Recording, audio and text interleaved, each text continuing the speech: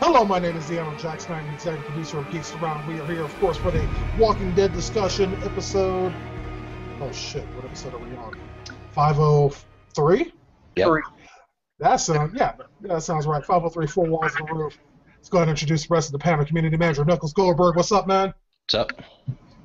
Another beautiful day in the neighborhood. At least that's what I'm going to go with. We have here our contributor, Charles Whedon. What's going on, Whedon?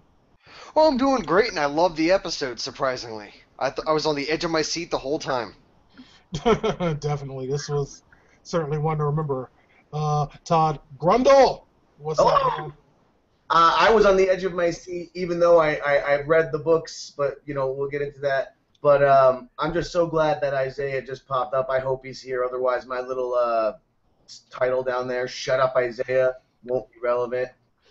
Well, actually, I would think that if Isaiah didn't show up, that your little subheading there is perfectly relevant, because then I can just claim that instead of Hangouts on air messing up or Isaiah's internet connection messing up, that it's your fault that he's not able to join us for this particular discussion because you told him to shut up and the Google God listened to you.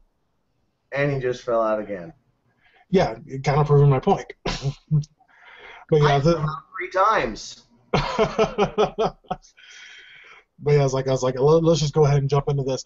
Todd, first off, you were right about how long this Hunter story would go on. I honestly expected to go on for a little bit longer than it did. I was kind of surprised to see Rick and the gang handle the Hunters so quickly.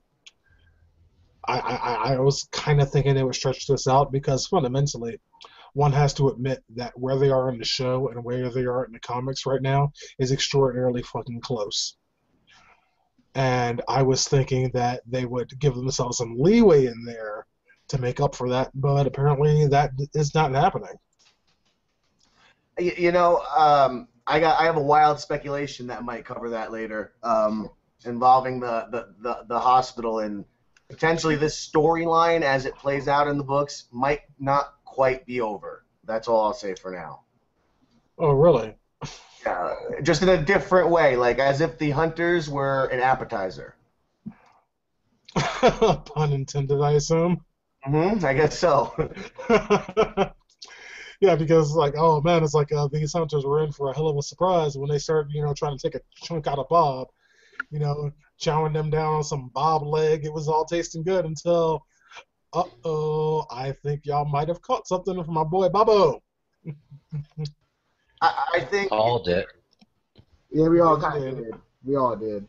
Yeah. Isaiah and I should probably really give it up to Bob. I don't know if Isaiah is man enough to do so, but No, he's not.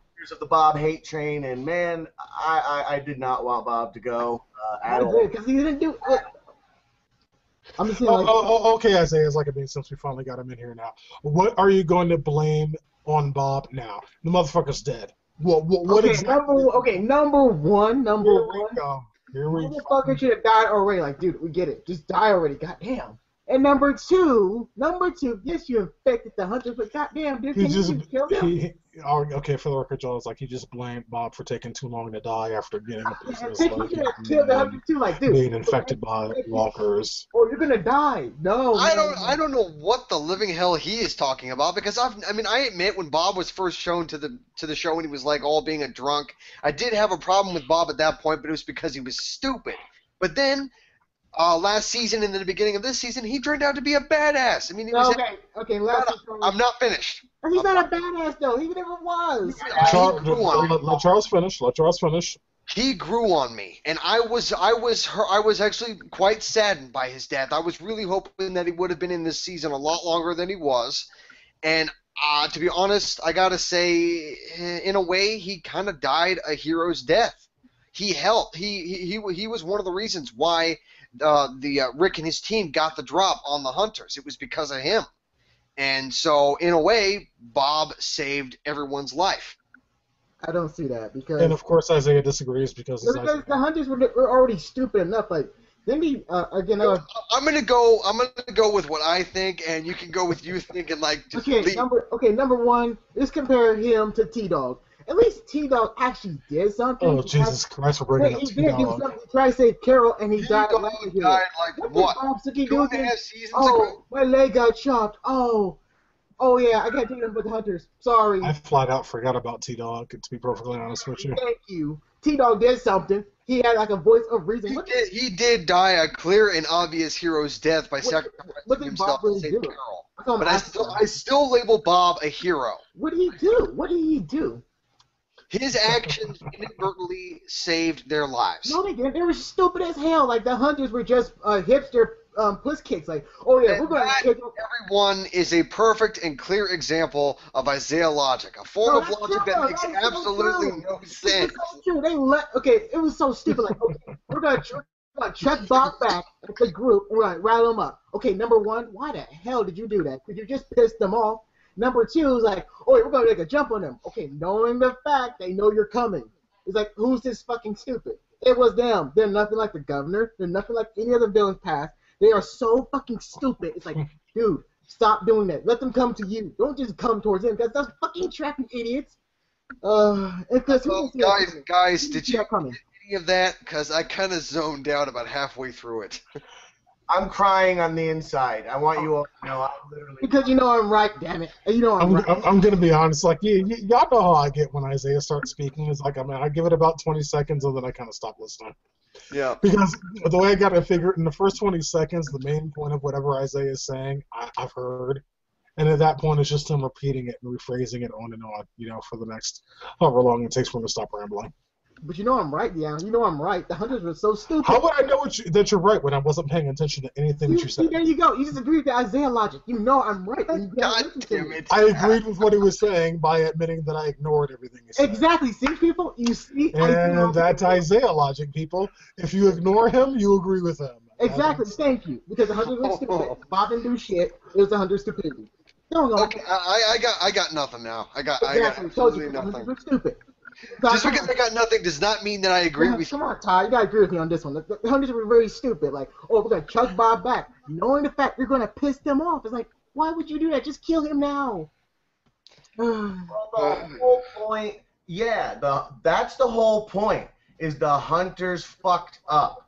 That's the story there. Their plan was to drop Bob, enrage the gang, send them out in large numbers. And they fucked up. You can't say it's predictable because you've read the comics. I don't know. Who Charles, did you expect? You didn't read. You don't know. Right. Yeah, I'm not this far into the comics, but to be honest, as soon as Bob showed up in front of the church and his group found him and brought him into the church, I started to suspect that they were going to get out of it okay with no casualties besides Bob, but I suspected that they had a plan in play, but I didn't actually figure out what that plan was until you saw the scene where the camera was focusing on the sign of the church, and you saw the Hunters coming down the road behind the sign. Scene, by the way, that was a great scene because during that scene I was like, wait a minute, did my TV freeze? But then I saw the people walking in the background, and I jumped up out of my couch and I just stood there staring at my TV, going like, okay, what's happening? Really? And then of course. When they got into the church, I was like, oh, shit.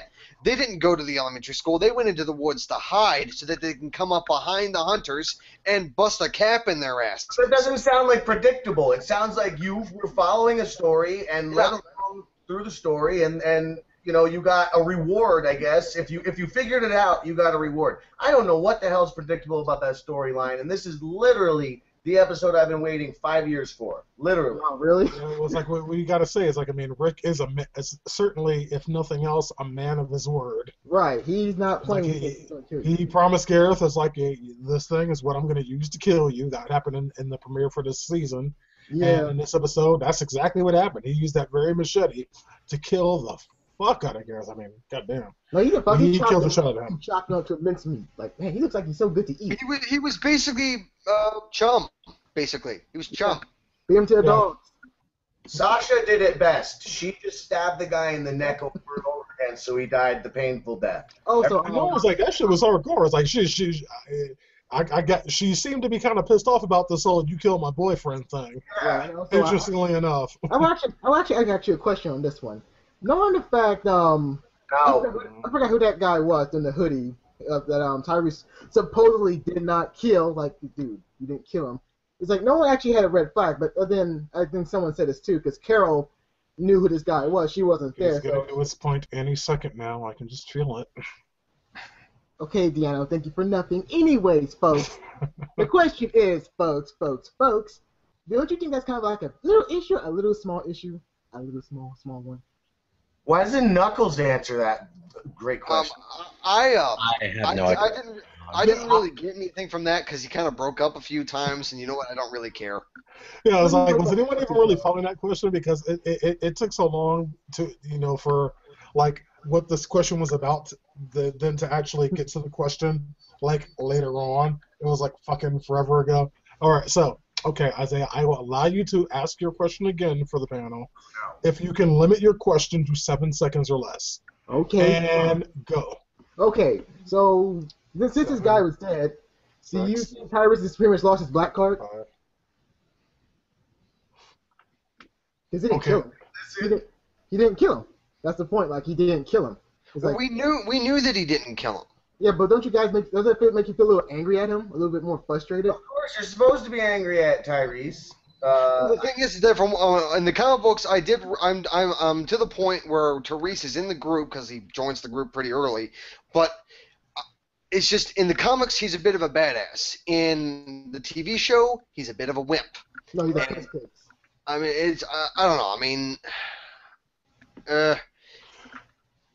Well, in Tyrose's case, it's different. It's like because, yeah, it's like in the original graphic novel, he joined a lot earlier, and he was pretty much Rick's right-hand man because he had been through so much with the group. And in this case, in the show, he joined a lot later, so I think it's taken him a while to get to the point where he was in the graphic novels. Whereas, those of you who are reading the graphic novels would be usually accustomed to seeing them. Well, I'm going to take that out the equation, though, because let's pretty much ignore the comic book, and it's pretty much in his shoes. Like, if you saw a guy who's going to kill Judith, you kill him right now and then, right? Instead of leaving him alive.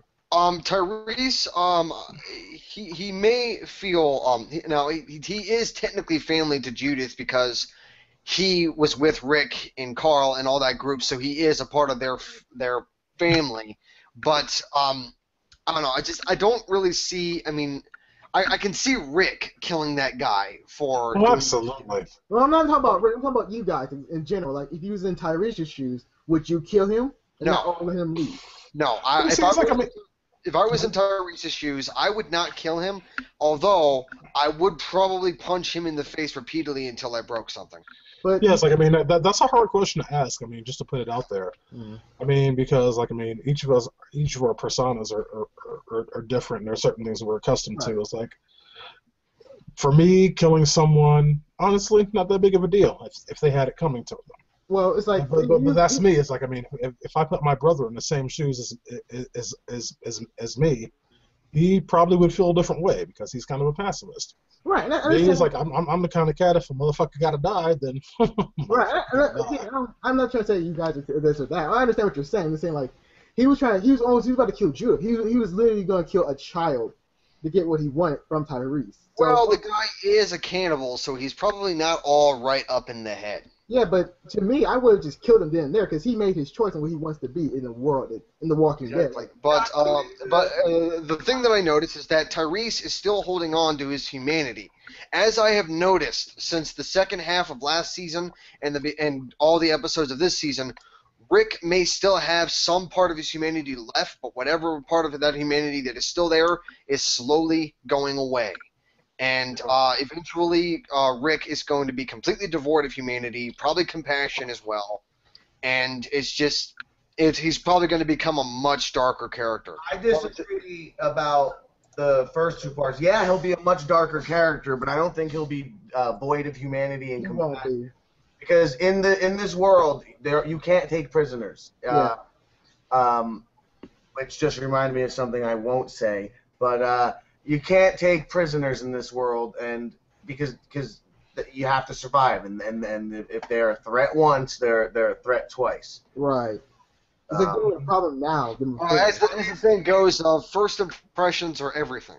Making the tough decision to do something that's going to weigh on your conscience, and make you a darker person for the better of your group and the better of the survival of your little society. That's That is humanity. That's the humane thing to do. Right. I understand. I want to do a quick poll of the panel right quick because Isaiah mentioned something earlier that I thought was interesting. By a quick show of hands, who thinks that Isaiah, if put in the same position, could actually kill someone? By show of hands, raise your hands if you think that that's likely. I think he could kill somebody. I think you guys are underestimating him. I don't know. I think maybe there might be a little bit too much talking. The person might get the upper hand on him, but I think I think he'll try to give like a villain's monologue that they give before they kill him. Well, I can see. And they won't have any idea what's going on, but he'll ramble on for so long. He'll ramble on for so long they'll kill themselves. Exactly. See. Yeah. I can see Isaiah killing somebody in the Walking Dead universe with his infamous Isaiah logic. See, there you go, Charles. Because that form of logic, or in logic, or whatever the word is, could kill anything. You see, there you go, everyone. See, Isaiah logic always rules. That's not supposed to be Isaiah. He always rules. It always rules because they can't fight it. They cannot fight it. Okay. I think, all right. I now realize why doing that may have been a mistake. So yes, that was my fault. My bad. Every negative is a compliment to me. Yeah, see, now it's like with Isaiah rambling on, it's like pretty much everyone on the panel would perfectly happy to probably jump off a building right now in order to make him shut up. Exactly, yeah. It's all my fault. Logic is power. Yeah, if you say so. Okay, yeah. Whatever you say, Isaiah. Moving on. Mm-hmm. Yeah. But this episode is like, past the whole, badassery of the crew just taking off the hunters all in one fell swoop. Mm-hmm. We also saw Tyrese kind of have to do something he didn't want to do, and that was actually take a human life. It's like, Walker's is, it is what it is, but it was him that decided to put down Bob so that Sasha didn't have to. Right. I did like that was a big step for him. Even though I think Sasha should have been the one to do it. Probably so, but I think Tyrese should have done it. She was his girlfriend. They were together romantically. And I think that even though she may not have wanted to do it, it was something that probably Bob would want her to do. He would want her to be the one to put him down. But I think I see it's kind of like the same thing going on in Agents of S.H.I.E.L.D. I'm sorry for going off track, but this is actually relevant. No, go for it. What's been going on with Coulson with the whole etching things, and then he talks to May and says, hey, if something goes wrong, I need you to kill me. And so I think that this is a similar situation in Walking Dead, where Bob is basically already dead, but he would want Sasha to kill him because of how close he was to her. It would I don't really know how to say this, but closure. Closure, I guess, even though I don't really think that's an accurate term. But anyway, I think that Sasha would have been the best choice to do it. And when I'm really not so sure about that. It's like, to have someone to have to kill someone that you care about on that deep of a level is that's something that weighs on you, even far past you having done it. And I don't think Bob would have wanted that for her to have to carry that weight on her shoulders of, it's like I had to take this person that I cared about, that I loved very much, and I had to kill them. It's like, that's not something that just kind of goes away. You don't just do that and then go have a soda afterwards. That's not the way it works. And actually, 2 points from that one is that number one, when Bob had a dream about her, he was actually thinking about all the good times he had with her, like everything else. And to me, I don't really think he wants her. Or he doesn't want her to actually take his own life, because he don't want her to be that type of person that remembers him that, I ever killed this person. No, he wants to remember him as who he was. And Tyrese coming in at that point, I think it was more better for him, because he was that person who was more, he can weigh a lot more things, because he forgave Carol, and that's a big thing to do. That is a big thing to do. So he can handle more powerful events, unlike Sasha can. All right, I can see that, and that's actually something, an aspect of Isaiah logic that surprisingly I agree with. No. Okay. Yes. Everybody shut the fuck up. New rule. Even if you agree with Isaiah, you are not allowed to say that you agree with Isaiah. Because look at this goofy motherfucker right now. It's like, now it's like he got this big ass goofy grin on his face. And he's so fucking excited because he's been proven right about something. You are encouraging this motherfucker, and that is something that can never, ever be allowed to happen. So all of y'all are wrong for doing that, basically. So All right. I recant. No, you can't anymore. No, you can't. Nope, Seymour. You already fed me, Seymour. What? Seymour. You know what? Never mind. I don't want to know. It was a little Papa Forrest reference, even I got that one. Oh, dear Lord, Charles. Sweet understanding.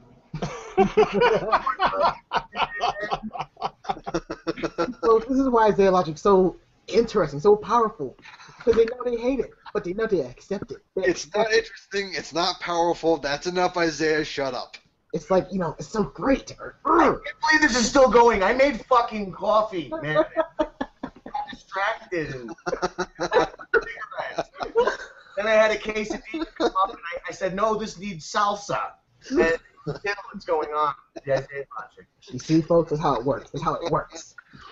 Anyway, getting past all y'all's, bullshit. It's like, I'm sorry to interrupt, but I wasn't paying attention to what you were talking about right now. So it's like, I don't really care.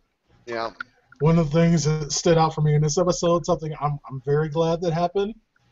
My girl got her sword back. She's gonna whoop ass. She got her back now. Yeah. She got a sword back. It's like, what's up, man? I know, like, finally. It's like, all the walkers everywhere better pay attention and fucking start running or shambling or whatever it is. Yeah. Homegirl Michonne is back. Bitches. And the walkers look up and see Michonne with the machete and go, oh shit, we're fucked now. It's time to run. It's time to go, Cletus. Our other community manager, Matt Moore, when he saw the episode last night, he said, oh, I don't like that she got her sword back. And for that reason, I'm happy that she got. Hold on, Charles. Hold on. Okay. For that reason, we've banned him from tonight's episode. Yeah, because he's a dumbass. No, I was gonna say that even though I am very happy that Michonne got her sword back, because come on, she's a badass with a katana. I mean, it's awesome. But it's just the expression on her face when she found the katana in that guy's sack. That came out wrong. His backpack. That still works. Massaged the sack very slowly. His back sack. God damn it. But she found her katana and the expression on her face, I'm like, okay, we're happy that she gets her katana back. However, I'm not sure if she's happy that she got it back. Like, maybe it's a reminder of what happened at Terminus. Yeah, she did say something about that, I think, last episode, and that is, if she is, like, really happy now, or if she doesn't address that, that sort of is a conflict in... Yeah. Well, it's like, it wasn't about Terminus, it's actually about more Terminus. I'm sorry, God. That's right, yes, it was about, it wasn't really technically about Terminus, it was about how she survived before she met Andrea and then Rick's group, like when she was out on her own, with just nothing but the two pet zombies and the katana. And she said that was a very dark time during this whole thing, and that ever since she found the group, it's like she felt actually happy with this group, and she felt like she didn't need the katana anymore. But now that she has it back, I think there might be something that might be brewing up here, like maybe some, I don't know, just some different choices that she might end up making later on, and it may not be necessarily good for her or anyone else for that matter. I have a feeling that we're going to go into some interesting plot directions for Michonne that are going to be going down a downward spiral, and maybe going through a major conflict for Michonne that might force her to be separated from the group. That's a speculation. I won't say it again during the wild speculation section, so I'm saying it right now so I don't forget. Probably a good idea.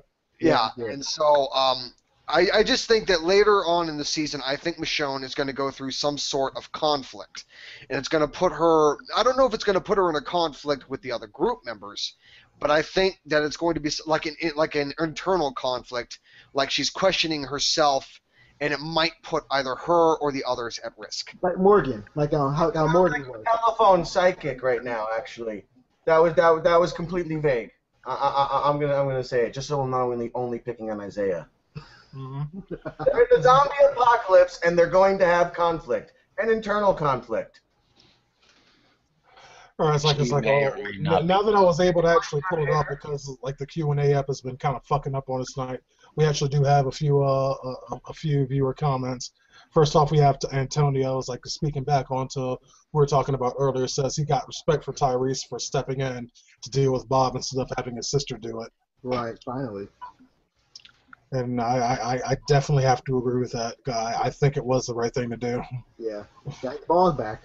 Yeah, I agree with it too. I mean, just especially because it's his sister, he doesn't want her to have to deal with just murdering someone she loves. Right. Mm-hmm.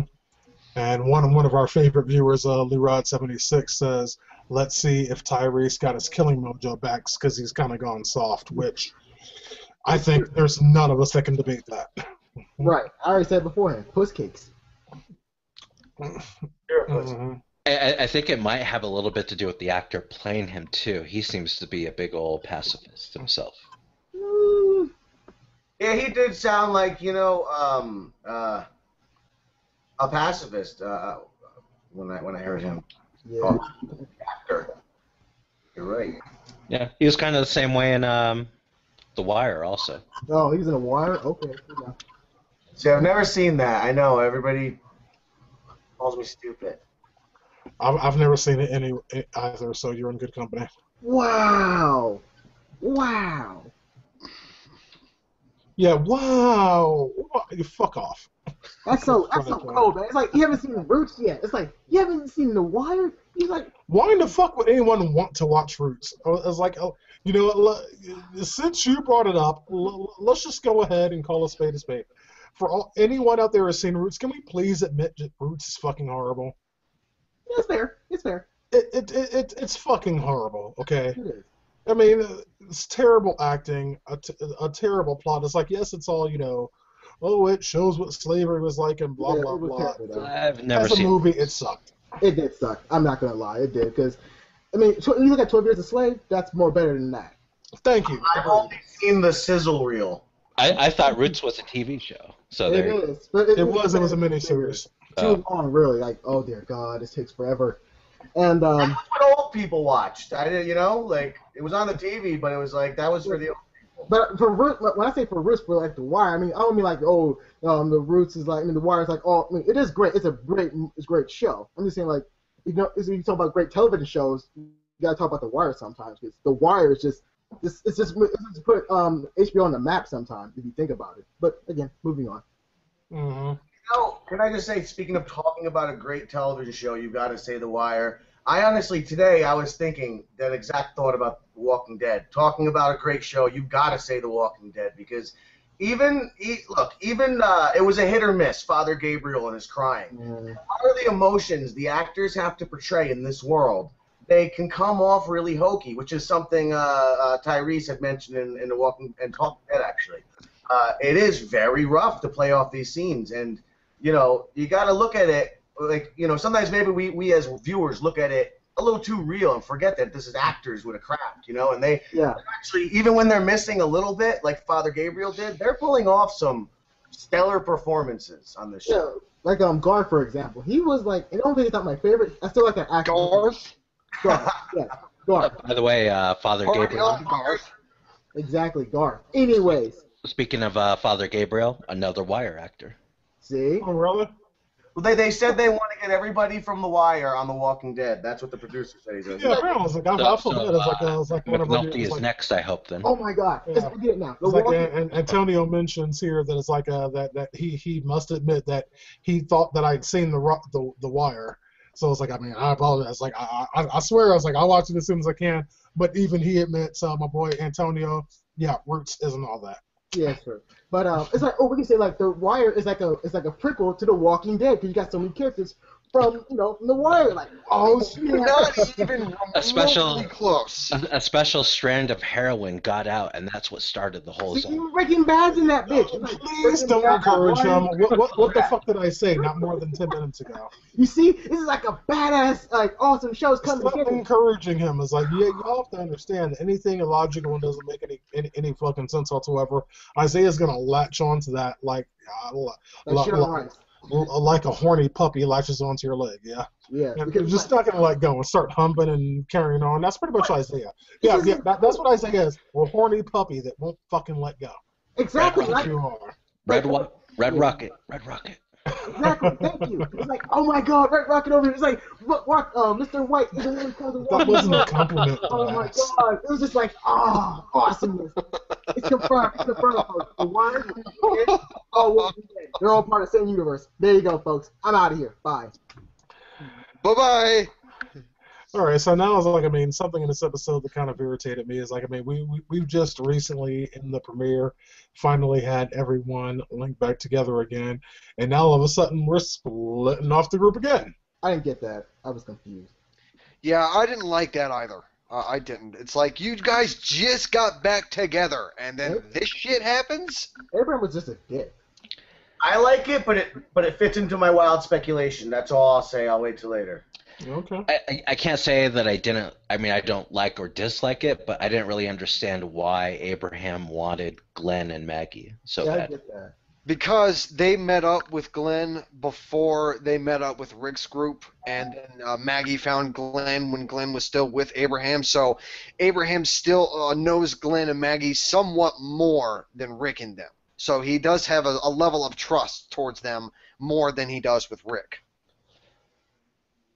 Okay.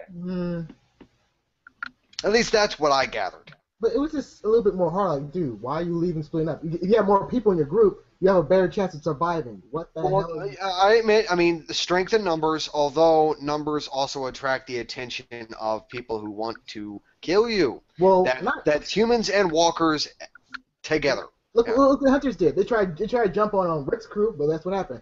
Strength in numbers, but what happens if they end up coming across a group that's bigger than theirs? Well, we can't talk about that, so I'll keep my hush-hush on that one. And then, of course, with a herd, however, like a herd of walkers, let's say, like, I don't know, 30 walkers, a herd of like 30 walkers. Get Tyrese. Team Hawk out. Like Tyrese. They might be able to do it because they'd be able to attract certain smaller groups of that herd of 30 walkers, and they'd be able to kill them off. That may not be a problem. But if they come across a group of humans that are bigger than them or more skilled than them, they're pretty much fucked. Yeah, they are. That's fair enough. We can't even argue that. Yeah. It's like, I don't know. Todd, what do you think? Of which part? Oh, great. So now you're not listening to me, huh? That's nothing new. Well, no, now listening to you, Isaiah, would be nothing new. Hey, I was listening to Charles. No one else does. That's how it is. Wait, what was that, Isaiah? Did you say something? Yeah, okay.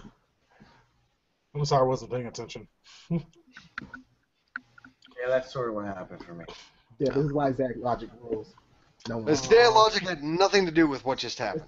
Yes, it did. Yes, it did. But the good thing is, like, I mean, even though it's like we have half the group splitting up, some of our members, or at least one that we know of, came back at the very ending of this episode. We saw Daryl coming back from his little excursion, and he did not come alone. But the question is, who came with him?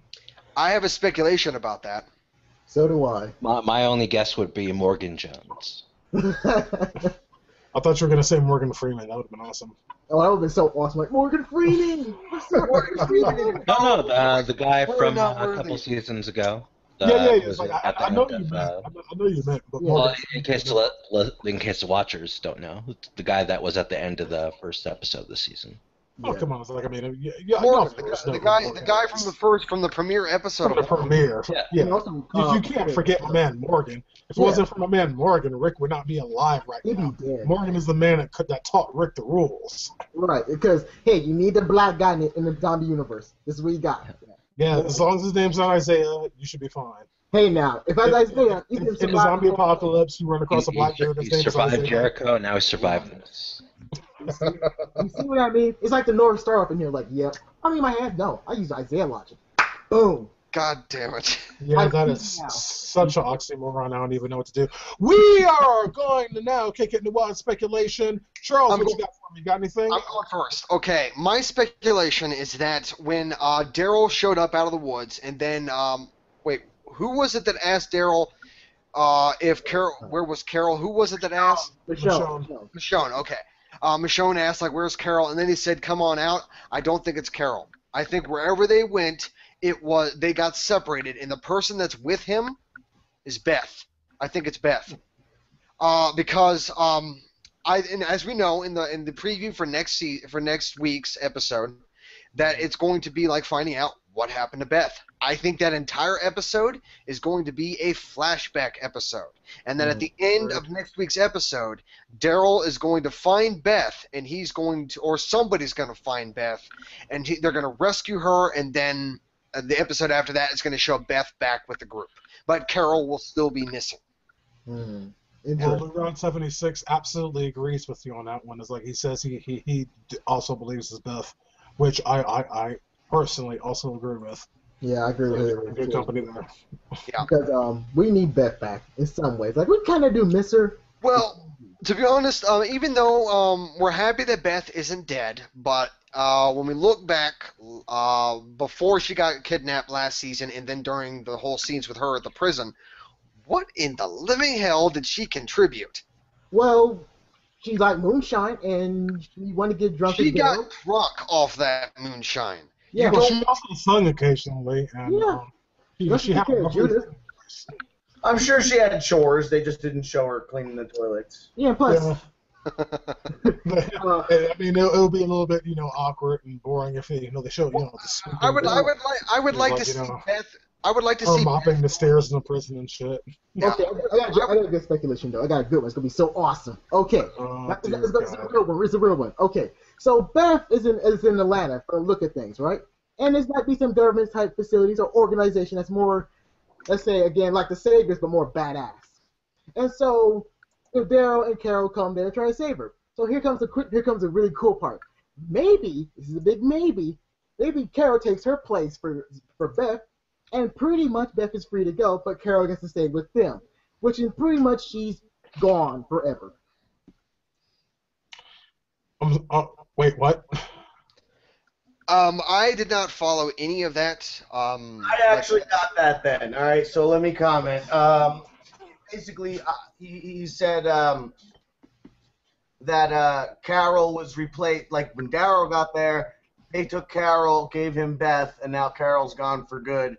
However, I think it's Carol got abducted when Daryl went there, and Morgan met up with Daryl. Morgan's gonna be the one that he came back with, and that was when I said earlier how I said I think they're not done with the Hunter story per se, or at least the themes of the Hunter story, the revenge, the whatever. When they come back and now they find out Carol and Beth, Daryl reveals that Carol and Beth are now abducted by this larger group, like Charles said. What about when they bump into somebody bigger than them?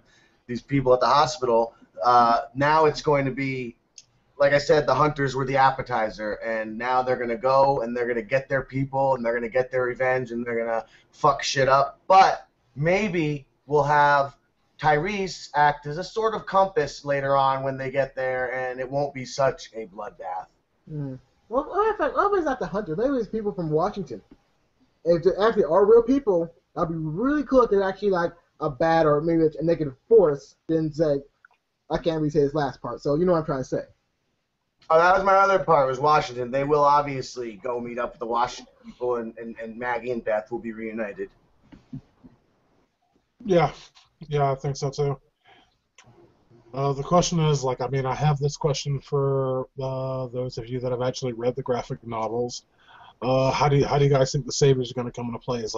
Do we think those are the people that kidnapped Beth? It's because the car that was driving away, the one they threw Beth into, it did have a cross on the on the back glass, and that kind of personally made me think of the Saviors. I want to know where y'all's heads were on this. That seems possible because the Saviors are pretty much more well organized. They're more again, they're more. I would say not smarter, but they're more. They know more ways. They got more strategies than unlike Woodbury's crew. So that seems very possible. And what they do, like they call it the saviors, but they're not really saviors themselves. They're really much brutal. They're like Vikings, pretty much like that. So I can't see that happening. I can't see that happening. It might give us more breadcrumbs to see the other big bad, but I can't tell you his name yet because I'm gonna say it. I'm calling it now. Saviors will be in the season finale. After they come out of this with this great big victory, they're going to meet up with the Saviors, and the Saviors are like, well, you want to cross this bridge, you've got to pay a toll. Okay, wait a second. It's like, let me cut you off really fast, Todd. Season finale or mid-season finale? Let's not forget this is one of those seasons that's split up into two. Finale. Huh? Yeah. So you're talking next year. We're going to build up to Beth, because like Charles said, a flashback episode this week. We might not even get any real action, and then I think that, you know what? When is the mid-season? 8? Yeah, roundabout. Okay, maybe mid-season then. Maybe. There's a chance for that to happen mid-season, but one of those two, it's going to end where they get finished with this hospital, all of it's aside, and then there they come, and there's Negan, there's his bat, and he wants his toll. Right, and also, it would be really cool if they went to Washington itself, and that'd be like a new Alexander for that show. That'd be really cool. Washington throws a wrench in the works. Washington, you know what? They might not see the same. I'm going to go back to saying finale because that's right. After they do the hospital, they're going to have to go and track down the team that went to Washington. So there's going to be some storyline that they'll pull up there. Or maybe the Saviors will come in the middle. Wow. That's really cool. We might be getting them soon. I know they want them. We all want them, really. Yeah, there's a lot of different ways they can go with this. Knuckles, do you have any wild speculation? Just that I think it's Morgan that's with Daryl. That's my only wild speculation. Okay. Well, I have a question towards Knuckles' speculation about Morgan being with Daryl.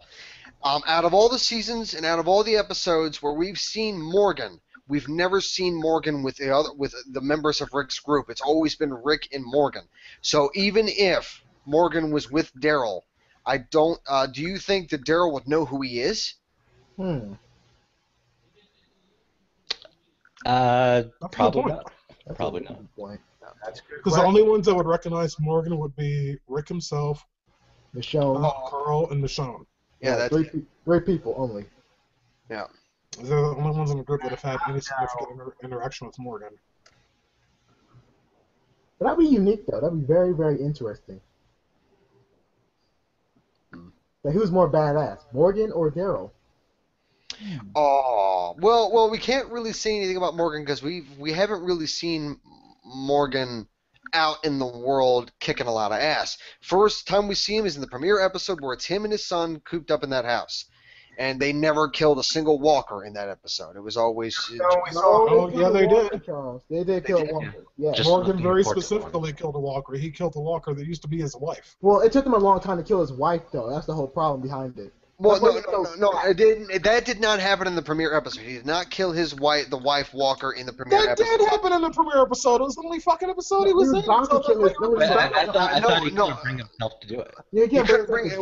Can I continue, please? But fuck you can't continue.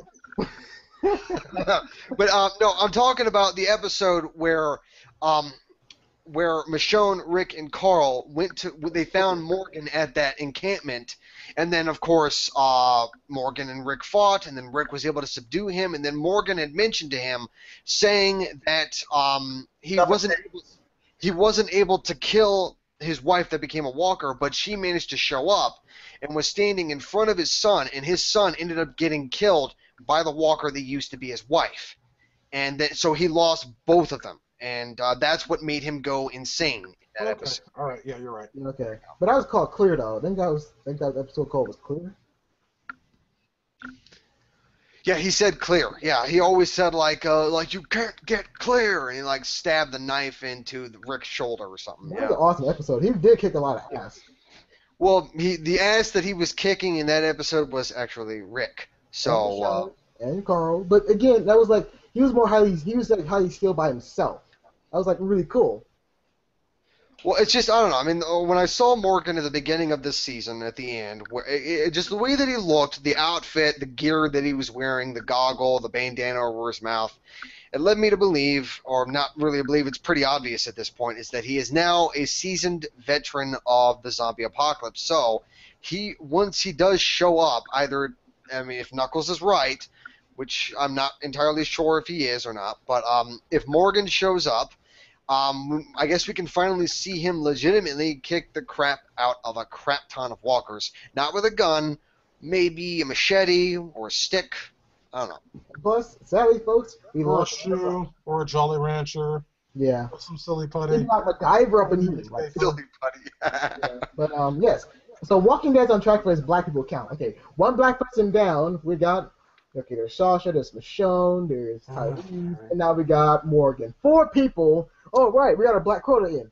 We got it in. Oh god, are you gonna try to bring up the insane horror movie logic that the black guy always dies? Has it always happened? Well, up until a couple of seasons ago, that had validity in the show. Right. Yeah. So thank you. See, Indiana agrees with me. See. It might still. 2 years ago, I agree with you. Now it's like I think you're full of shit. Yeah. There is a difference. You don't want to admit it to me. That's okay. That's okay. That's okay. Okay. Okay, Not your moving fault. on. Anyone else got any wild speculation on this? Knuckles, you were trying to say something? Yeah, that still might be a thing. There's now only one black member, male anyway, of the group. See. Well, all right, I gotta say this right now. I mean, Morgan has only been in like what 3 episodes in the entire season, including entire series, including the premiere of the newest episode. I mean, of this season. Yeah. To be honest, I understand that what you're saying is that now technically we have 4 black people, 2 women, 2 guys, and I really hope that Morgan does not die. I really hope he doesn't. It's Morgan. He's pretty much unkillable at this time, for the time being. Oh God, I'm not gonna say it. I'm not gonna say it. No. What? I'm not gonna say it, Isaiah. What are you gonna say? Come on, say it. I'm not saying it. No. You're gonna say it. You never know. Thank you. I mean, Yeah. Oh God, I can't even believe you went there. Knuckles, what's up? I mean, the 2 black women, it's kind of like Hell's Kitchen. They keep them until the very end, but then they get rid of them. That is a definite pattern on that. That's funny. A Hell's Kitchen reference here on Geeks Around. It's like you guys never thought you'd see it, but today you've seen it. And on that note, we're going to go ahead and wrap things up for this week. If you like what we do here, don't forget to give us a like and subscribe. Share this video with your friends so they too can experience the awesomeness that is Geeks Around at youtube.com/geeksaround. If you have anything for us, you can always email us geeksaround@gmail.com. And of course, we encourage you to join the Geeks Around community where we talk movies, TV, tech, and gaming. You'll find the link for that down in the description for this video. My name is Deanna Jackson. We'll see you next week.